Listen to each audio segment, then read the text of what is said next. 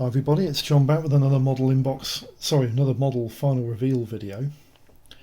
What we're looking at here is obviously a Lancaster, and I did an inbox review on the early tool 1958 release of the Airfix B1 Lancaster bomber, and this is actually the result. Now,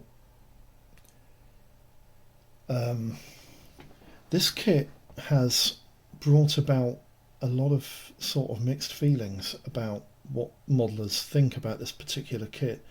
There's a lot of modelers out there that understand the limitations that this kit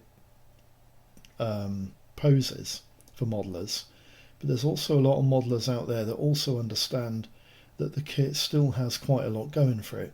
For instance, there aren't many Lancaster model kits on the market now that actually have rivets in the airframe. This one does. And if you go to any museum that has a Lancaster in the museum, you'll see that this aircraft is festooned with rivets. And what I'm going to try and show you is where the rivets, how the rivets look on this particular airframe, because they are very apparent. And the Lancaster bomber itself was absolutely festooned with rivets. Yeah, it was really festooned with rivets. But you can see the rivets on the underside of the wing there. You can see that they're quite prominent, and that is exactly how they should be. There's a lot of modelers that think that the rivets on this particular kit are actually incorrect, but they're not. I've seen the BBMF City of Lincoln up close, and having been in the Air Training Corps for 16 years, I did manage to get a couple of times up close to this aircraft when it's on the static display line, with the cadets to have a look at this particular aircraft, and the Lancaster bomber really did look like this. There's no doubt about it.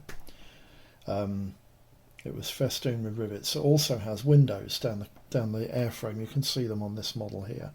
And most of the revamp kits from Airfix don't have these windows present, but I do believe the most recent release does have a few of the windows present. The major issues I think that the Lancaster B1 1958 release has is the canopy is woefully underframed. I wouldn't say it's the wrong shape, because I don't think it is the wrong shape, but its frame build on the actual part itself is not easy to follow where the lines are to paint. The rear turret is quite accurate, the forward turret is quite accurate, but the mid turret is a bit like a marble, and the mid turret is the major real issue with this particular aircraft. The mid upper turret is terrible. And also there are some issues with the aircraft's airframe at the front end where it just isn't quite the right shape. It's not quite right, but it wasn't bad. And you have to remember that when this kit was released in 1958, there was only one other model that was available to purchase of a Lancaster in injection moulded plastic, and that was from a company called Lincoln Models Limited.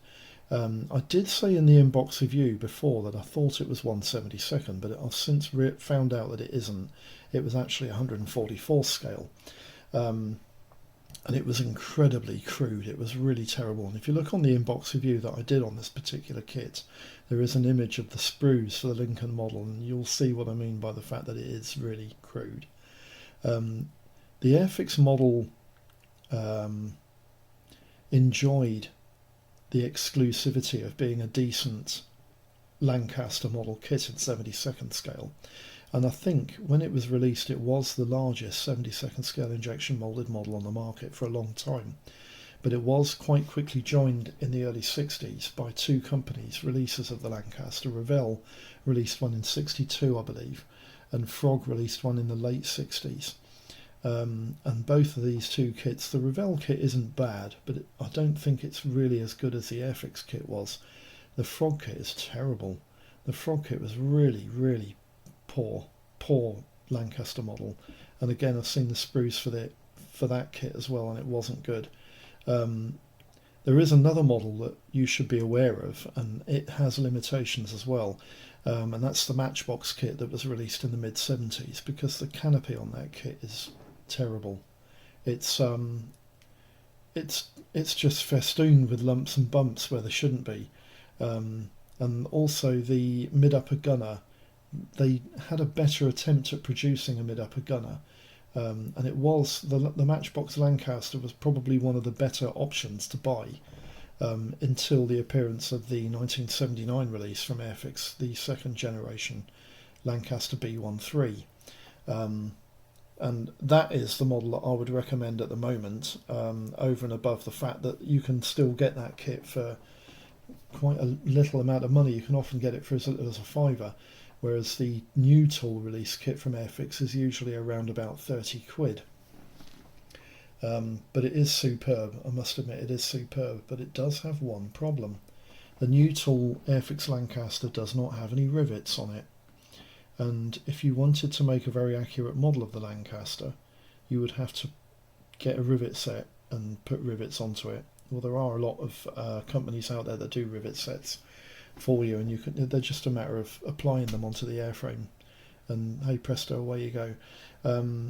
The forward nose cone on the Airfix Lancaster was slightly too long. I don't know if I can push it back to show you there a little bit. It was slightly too long, and that was the major issue with the forward section of the airframe and the mid-upper gunner. But anyway, would I recommend this kit? Hell yes. It wasn't an easy kit to put together. The airframe fought me a little bit, and the wings, when you put the wings into the slots, because they're recessed slots in the airframe, that fought me a lot, because the wing roots didn't want to go into the recesses in the fuselage halves. But eventually they did go, and when they do go into place, you don't need any filler at all, because it's such a tight fit, and it's not a flush fit. It actually fits into a recess that's around about, I would say, 1/10 of an inch deep. It's quite a deep recess in the fuselage half, and you don't need any filler at all when you put this kit together, apart from maybe a bit on the fuselage halves. All of the propellers rotate, even though that one doesn't want to, but it does. They all rotate. There we go. All of the gun turrets rotate as well and elevate. I don't know if I'm going to be able to get them to rotate and elevate, because they were quite tight, but they are supposed to rotate and elevate. That one doesn't want to either. The rear one does. There we go. The rear one does. You can see that. But the mid-upper turret doesn't want to rotate, but it does elevate, and the forward turret doesn't want to rotate either, because they're very tight fits on this particular kit. The main wheels also rotate. They go round as well.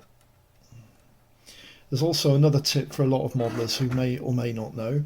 It's a common mistake for people to paint the undercarriage oleos on RAF night bombers in silver.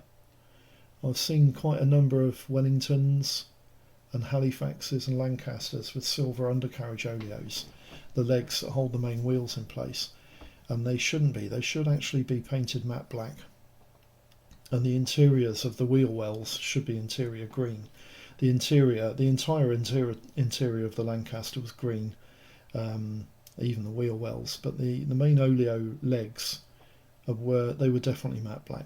Anyway, that's the B1, the original 1958 release of the Lancaster bomber. She's finished, deckled up, ready to go.